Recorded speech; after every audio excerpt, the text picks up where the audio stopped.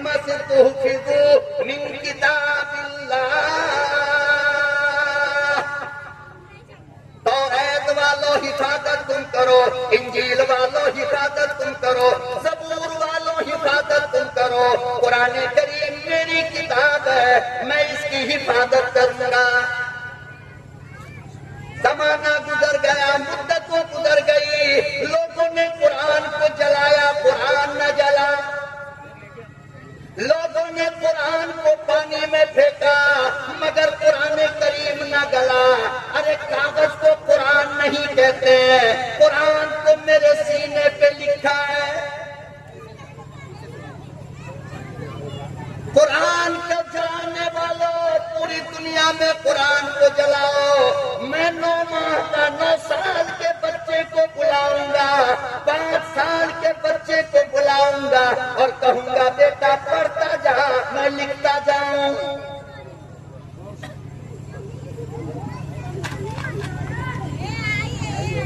اور ایک بات اور سن لو، نقطے کی اور پوائنٹ کی، توریت کو اللہ نے کتاب اللہ کہا ہے۔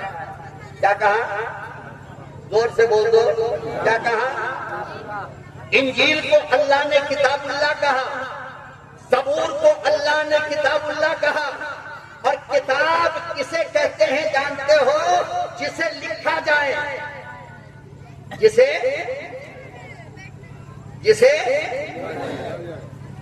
لکھا جائے اس کو کتاب اللہ کہتے ہیں۔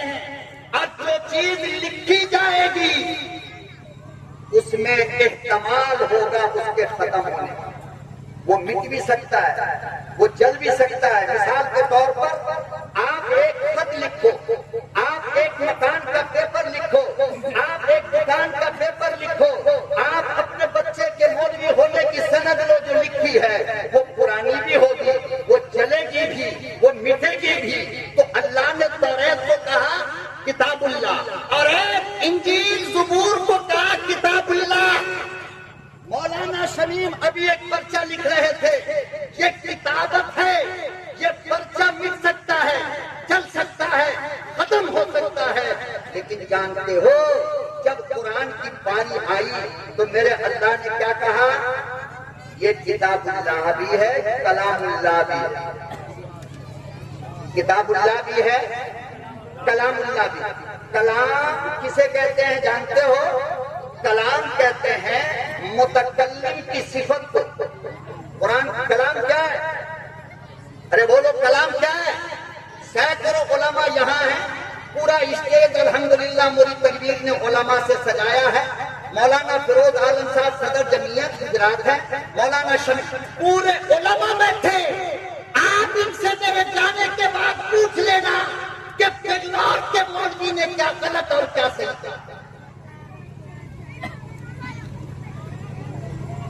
قرآن کو کہا اللہ نے کلام اللہ، کیا کہا؟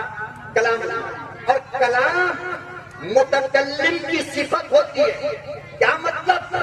جب تک کہ بولنے والا زندہ رہے گا اس کی بولی بھی، ارے زور سے بولو، جب تک بولنے یہ نہیں ہو سکتا کہ جمیل زندہ ہو اور گونگا ہو جائے، یہ نہیں ہوگا۔ میں جب تک زندہ رہوں گا بولتا رہوں گا، ہے نا؟ کیوں؟ اس لیے کہ یہ بولی، یہ کلام میری صفت ہے۔ کیا یہ؟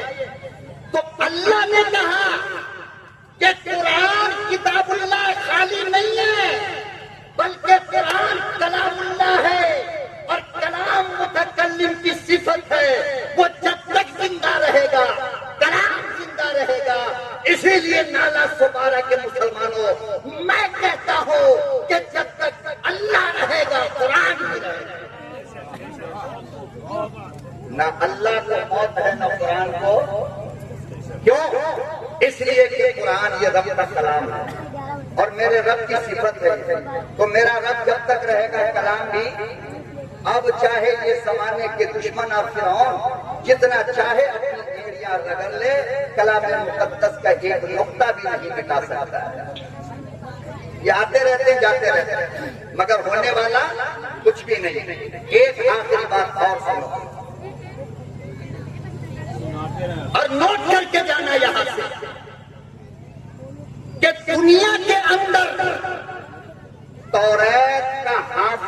ایک ہے فقط. کتنا؟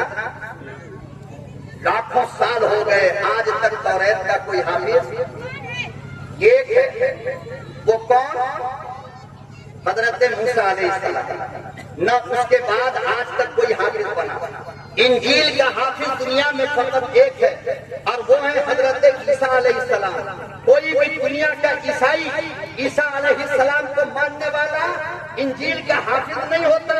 کوئی بھی داؤدی فرقے کا ماننے والا حضرت داؤد کا زبور کا حافظ نہیں ہوتا. زبور کا حافظ ایک حضرت داؤد، انجیل کا حافظ ایک حضرت عیسیٰ، توریت کا حافظ ایک حضرت موسیٰ. بارے قرآن قربان جاؤں تیری ذات پر اور قربان جاؤں تیری صفات پر کہ جب سے آیا 1,24,000 صحابہ نے قرآن وحی کیا اور آج تک چلتا چلا آ رہا ہے. زمانہ کتنا بھی بدل جائے قرآن کا حافظ بدلتا. وہ فیکٹری بند نہیں ہو رہا. لاک ڈاؤن میں سب فیکٹری بند ہو گیا تھا مولانا. کپڑے کی فیکٹری، جوتے کی فیکٹری، لیدر کی فیکٹری، کمپنی کی فیکٹری، اڈانی کی، امبانی کی، ساری فیکٹری بند ہو گئی. قرآن حفظ والی فیکٹری بند نہیں ہے. وہ مدرسہ چلتا ہی وہاں حفظ ہوتا ہی. بات سمجھ میں آ رہی نہیں آ رہی؟ بات سمجھ رہے ہیں؟ تو کلام مقدس وہ کتاب ہے کہ جس کے حافظ ہر زمانے میں ہوئے اور ہوتے رہے اور آج تک ہو رہے ہیں. زمانہ چاہے جتنا دشمن ہو جائے. میرے محترم، میرا دل چاہتا تھا کہ بمبئی والوں تمہاری جھولی میں اپنا جگر نکال کر آج چلا جاؤں، مگر بڑی ناانصافی کیا کہ مجھے وقت کی زنجیروں میں باندھ کر رکھا. میں بہت تکلیف میں آپ سے رخصت ہوتا ہوں. صحیح بتاؤں، میں پتہ نہیں کیا کیا ارمان لے کر کے شہر بنگلور سے نکلا تھا، وہ میرا رب جانتا ہے. مگر اخیر میں ایک بات اور سن لو میرے محترم، جو اس جلسے کی روح ہے. کیا ہے وہ؟ ایک بات کا آپ کو اندازہ آج ہو گیا کہ قرآن کریم اللہ کا کلام ہے. جو کتابیں بکھر کر آئی، جو کتابیں مل کر آئی آ کر بکھر گئی، اور جو قرآن بکھر کر آیا آج تک وہ ایسا ملا کہ بکھرنا اس کے مقدر میں نہیں. توریت، انجیل، زبور کی حفاظت اس لیے نہیں ہوئی کہ اللہ نے اس کی حفاظت کی ذمہ داری مخلوق پہ ڈال دیا. قرآن اس لیے محفوظ ہے کہ اس کا حافظ خود خالق ہے. کون ہے؟ بولو نا بھائی. اللہ. اب یہ بات کہ قرآن آیا کیوں، کیا ضرورت تھی قرآن کو آنے کی، اور قرآن میں ہے کیا؟ قرآن میں ہے کیا؟ تو سنو اور غور سے سنو. زمانہ، دنیا اور دنیا والے جب انسان کی شکل میں بھیڑیے بن گئے تھے، جب انسان کی شکل میں جانور سے بدتر زندگی گزارنے لگے تھے، پھر ان انسانوں کو انسان بنانے کے لیے رب کا قرآن آیا. کیا آیا؟ سنو، قرآن کی آمد سے پہلے عورتیں تھیں، مگر دنیا جانتی ہے کہ ان کا ادب تھا. قرآن آنے سے پہلے ماں تھی، مگر ماں کے حقوق کی پاسداری تھی. قرآن آنے سے پہلے بیٹیاں تھیں، لیکن کیا زمانے کے اندر محبت بھی تھی. قرآن آنے سے پہلے بادشاہ بھی تھے، لیکن کیا ان کی عدالت میں انصاف بھی تھا. قرآن آنے سے پہلے تمام کے تمام تھے، مگر ان کے اندر انسانیت نام کی چیز نہیں. یہ قرآن آنے سے پہلے سنو، بیٹیوں کو زندہ گاڑا جاتا تھا. یہ تو سب جانتے ہیں. جانتے نہیں جانتے؟ بارہا علماء نے سنایا ہوگا. قرآن آنے سے پہلے بیٹیوں کو زندہ دفن کیا جاتا تھا. قرآن کریم آیا تو بیٹیوں کے حقوق بتلائے اور پھر اس کے اوپر قدغن لگایا. کیا لگایا؟ ایک واقعہ بس اشارہ ہو گیا. بہت پیاس لگی ہوئی ہے یار، جلدی ایک پروگرام ذرا بڑا سا کرو. کرو گے انشاءاللہ؟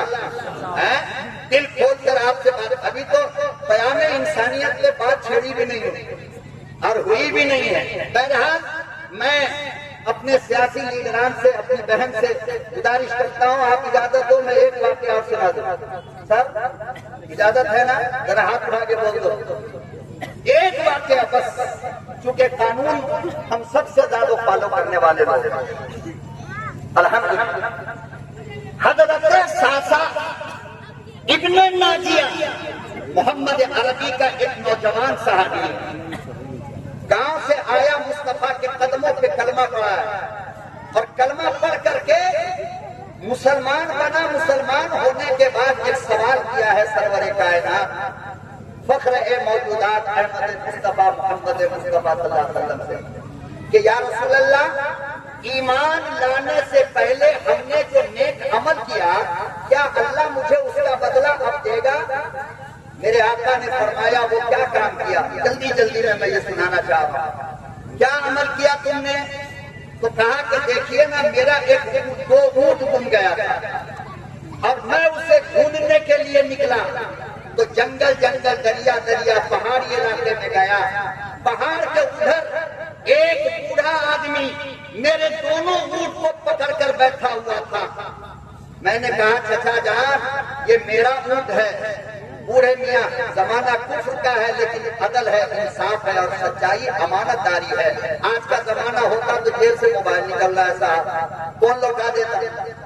بوڑھے میاں کہنے لگے ہاں ہاں بیٹا یہ آپ کے اونٹ ہے، جنگل میں بھٹک رہا تھا، میں پکڑ کر کے لے آیا، آپ لے کر کے جاؤ، لیکن جانے سے پہلے بیٹا پانی پی لو، تھوڑا ناشتہ کر لو، چائے پی لو، دور سے آئے۔ یہ حضرت ساسا ابن ناجیہ کہتے ہیں، علامہ طبرانی نے اس کو روایت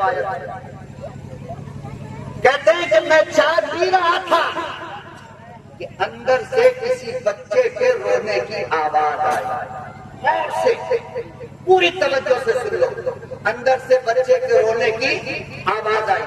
بوڑھے میاں نے پوچھا کہ بیٹا ہوا یا بیٹی ہوئی؟ حضرت ساسا کہتے ہیں کہ ابھی میں کلمہ تو پڑھا نہیں تھا، ابھی میں کلمہ پڑھا نہیں تھا۔ میں نے بوڑھے میاں سے پوچھا چچا یہ بتاؤ بیٹا ہوا تو کیا کرو گے، بیٹی ہوئی تو کیا کرو گے؟ بمبئی کے مسلمانوں یہ نقشہ ہے قرآن کی آمد سے پہلے کا، یہ نقشہ ہے مصطفیٰ کی آمد سے پہلے کا کہ اس بڈھے نے کہا بیٹا ہوگا چھوڑ دوں گا، بیٹی ہوئی ہوگی ابھی مٹی میں دفن کروں گا۔ ابھی اللہ اکبر و کبیرہ۔ حضرت ساسا کہنے لگے چچا جان معلوم تو کرو کیا ہے؟ آواز آئی بیٹی پیدا ہوئی ہے۔ اللہ اکبر و کبیرہ۔ یہ ساسا ایمان نہیں، قرآن نہیں، مصطفیٰ کی شریعت نہیں، کچھ بھی نہیں۔ حضرت ساسا کہنے لگے او بڑے میاں، او میرے چچا جان، وہ بچی مجھے دے دو، زندہ دفن نہ کرو۔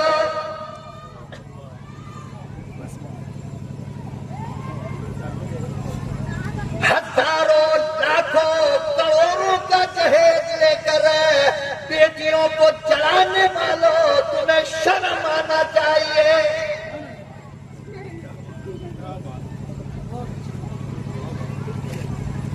ڈوبنے کا مقام ہے، قرآن تیرے پاس ہے، مصطفیٰ کی ذات تیرے پاس ہے، لیکن تیرے گھروں کے اندر بیٹیوں کو جلایا جاتا ہے۔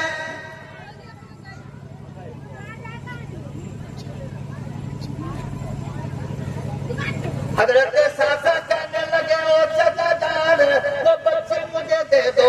بوڑھے میاں کہنے لگے وہ دونوں اونٹ دینا پڑے گا، بلکہ 3 اونٹ دینا پڑے گا، جس پر تو سوار ہو کر آیا وہ بھی میرے حوالے کرنا پڑے گا۔ ساسا کہنے لگے لے لے پر پتیا دے دے۔ 3 اونٹ دیا، بچی کو لائے، اپنے گھر اٹھا کر اپنی بادی سے کہا اس کو دودھ پلاؤ، یہاں تک کہ وہ بچی بڑی ہوئی تو ساسا کہتے ہیں وہ میری داڑھیوں سے کھیلتی تھی، وہ میرے گود میں بیٹھتی تھی، تو مجھے شوق ہوا کہ چلو مکے کی گلیوں میں ڈھونڈتے ہیں، شاید کوئی ایسی بیٹی اور مل جائے۔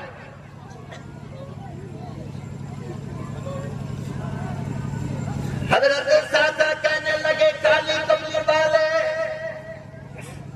اس کام میں میری زندگی میں سکون آ گیا، میں مکے کی گلیوں میں چکر لگاتا، 3 اونٹ دے دیتا، بچی اٹھا لیتا، اور کالی کملی والے آج میرے گھر میں اس طرح کی 360 لڑکیاں ہیں۔ وآخر دعوانا ان الحمدللہ رب العالمین۔ اس طرح کی اسلامک ویڈیو دیکھنے کے لیے ہمارے P D Islamic media channel کو ضرور سبسکرائب کریں، ویڈیو کو زیادہ سے زیادہ شیئر کریں۔ آپ کا اپنا دوست کلام الدین، سیتامڑھی، بہار۔